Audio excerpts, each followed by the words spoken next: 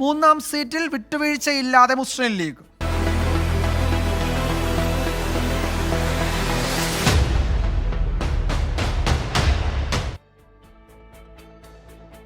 മൂന്നാം സീറ്റ് ലഭിച്ചില്ലെങ്കിൽ പരസ്യ പ്രതിഷേധത്തിന് മുസ്ലിം ലീഗ്. UDF യോഗം ബഹിഷ്കരിക്കാനാണ് ആലോചന. രാജ്യസഭാ സീറ്റിന്റെ കാര്യത്തിലും കോൺഗ്രസ് ഉറപ്പ് നൽകാത്തതാണ് ലീഗിനെ ചൊടിപ്പിച്ചത്. സീറ്റിന് വേണ്ടി യാചിക്കാനില്ലെന്ന് മുസ്ലിം ലീഗ് സംസ്ഥാന ജനറൽ സെക്രട്ടറി PMA സലാം 24-നോട് പറഞ്ഞു. അപമാനം സഹിച്ച് UDFൽ നിൽക്കണോ എന്ന് ലീഗ് തീരുമാനിക്കണമെന്നായിരുന്നു മന്ത്രി P രാജീവിന്റെ പ്രതികരണം. മൂന്നാം സീറ്റില്ലെങ്കിൽ രാജ്യസഭാ സീറ്റ് നൽകുമെന്ന് പരസ്യമായി പ്രഖ്യാപിക്കണമെന്നാണ് ലീഗ് നിലപാട്. രണ്ടിലും ഉറപ്പ് ലഭിക്കാത്തതാണ് ലീഗിന്റെ അതൃപ്തിക്ക് കാരണം. കോൺഗ്രസിനെ പ്രതിരോധത്തിലാക്കേണ്ടതില്ലെന്ന നിലപാടിൽ നിന്ന് സമ്മർദ്ദം ചെലുത്തി ആവശ്യം നേടിയെടുക്കുക എന്ന നിലപാടിലേക്ക് ലീഗ് മാറി. അണികളുടെ വികാരം കൂടി കണക്കിലെടുത്താണ് നയമാറ്റം. ലീഗിന് മൂന്നാം സീറ്റ് ലഭിക്കുമെന്ന് PMA സലാം. ഇത് സംബന്ധിച്ച് ചർച്ചകൾ നടക്കുകയാണ്. 25-ാം തീയതി ചർച്ചയുണ്ട്. അതിൽ തീരുമാനമാകണം.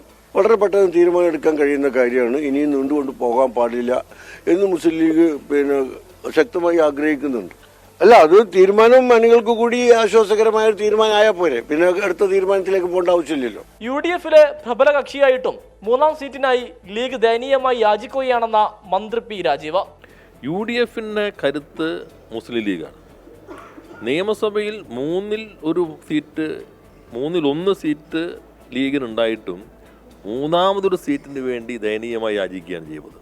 മലപ്പുറത്തും പൊന്നാനിയിലും LDF ദുർബല സ്ഥാനാർത്ഥികളെയാണ് നിർത്തിയതെന്നും ഇത് പിണറായി വിജയനും PK കുഞ്ഞാലിക്കുട്ടിയും തമ്മിലുള്ള ധാരണയാണെന്നും BJP ആരോപിച്ചു.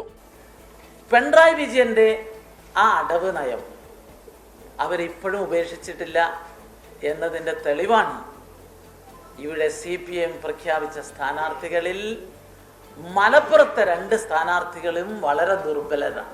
അത് മഞ്ചേരിയിലായാലും മലപ്പുറത്തായാലും അത് പിണറായി വിജയനും കുഞ്ഞാലിക്കുട്ടിയും തമ്മിലുള്ള ഒരു ഒത്തുതീർപ്പ് രാഷ്ട്രീയത്തിന്റെ പ്രകടമായ പ്രതിഫലനമാണ് എന്ന് ഞങ്ങൾ പറയാൻ. ലീഗുമായുള്ള തർക്കം പരിഹരിച്ച് എത്രയും വേഗം സ്ഥാനാർത്ഥി പ്രഖ്യാപനം നടത്തണമെന്ന ആവശ്യത്തിലാണ് കോൺഗ്രസിലെ വലിയൊരു വിഭാഗം. 24 മലപ്പുറം.